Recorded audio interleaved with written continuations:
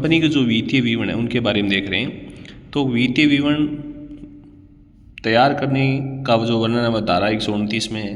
अंकेक्षक जो है उसका प्रतिवेदन देगा धारा 143 में, संचालक प्रतिवेदन देंगे धारा 134 में। हेनरी फ्योल ने कहा है कि वित्तीय विवरण किसी भी उपक्रम की आंखें मानी जाती है। वित्तीय विवरण वित्तीय लेखांकन का अंतिम उत्पाद माना जाता है। वित्तीय विवरणों को एक पूरे सेट में कंपनी अधिनियम 2013 की धारा 2 सबसेक्शन 40 के अनुसार इस प्रकार के विवरण हर कंपनी को बनानी अनिवार्य, जैसे चिट्ठा यानी स्थिति विवरण हो गया, लाभ हानि विवरण या स्टेटमेंट ऑफ पी&एल हो गया, रोकड़ प्रवाह विवरण, एकीकृत वित्तीय विवरण, समता में परिवर्तन का विवरण, लेखांकन टिप्पणियाँ, व्याख्यात्मक टिप्पणियाँ, इस प्रकार के सभी विवरण हर कंपनी को बनाने अनिवार्य होते हैं। आय विवरण हो गया, जैसे रोकड़ प्रवाह है ये तो केवल सूचीबद्ध कंपनी को बनाना अनिवार्य है AS 3 के अनुसार। और एकीकृत जो वित्तीय विवरण है वो सूचीबद्ध कंपनी वह जिसकी बिक्री 50 करोड़ से अधिक हो उसको ही बनाना अनिवार्य है। ये दो वित्तीय विवरण बनाने के लिए अलग अलग है।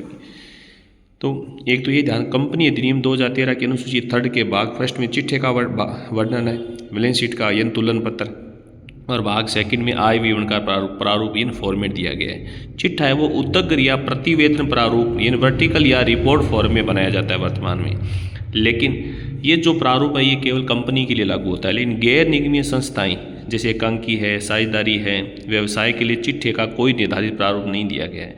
वह तरलता क्रम या स्थायित्व क्रम के आधार पर अपना पहले की तरह बना सकती है। ये जो फॉर्मेट हम देख रहे हैं अभी जो वो केवल किसके लिए बनाना अनिवार्य है, वो केवल कंपनी के लिए बनाना अनिवार्य है। और दूसरी बात, रोकड़ प्रवाह विवरण जो है वो कुछ कंपनियों को बनाने के लिए क्या रखा गया है, मुक्त। कौन सी कंपनी, जैसे लघु कंपनी है, निष्क्रिय है, OPC है, इन और कोई बंद कंपनी वगैरह, उनको रोकड़ प्रवाह विवरण बनाना अनिवार्य नहीं है। ये केवल सूचीबद्ध कंपनी या सार्वजनिक कंपनी को बनाना क्या है, अनिवार्य है। उसके बाद निगमीय कंपनी संस्था कार्यरत कंपनी की दशा में वित्तीय विवरण 2013 के अनुसूची 3 के भाग फर्स्ट के अनुसार उद्दग्र या प्रतिवेदन प्रारूप में बनाना, ये तो बात होगी। चलो, अविष्ट उपयोगकर्ता विशेषता क्या है, अविष्ट उपयोगकर्ता है ऐतिहासिक प्रकृति का होता है, मतलब जो भी डाटा होते हैं वो सब पुराने होते हैं क्योंकि घटना घटित होने के बाद लेखांकन होता है। तकनीकी शब्दावली का यूज होता है, संक्षिप्तीकरण और वर्गीकरण होता है, जो भी लिखा जाता है वो मुद्रा में होता है, विभिन्न मूल्यांकन विधियों का यूज होता है, उपार्जन अवधारणा पर होता है। उपार्जन का मतलब नगद प्राप्त होना जरूरी नहीं है, कमा लिया तो भी लिखा जाता है।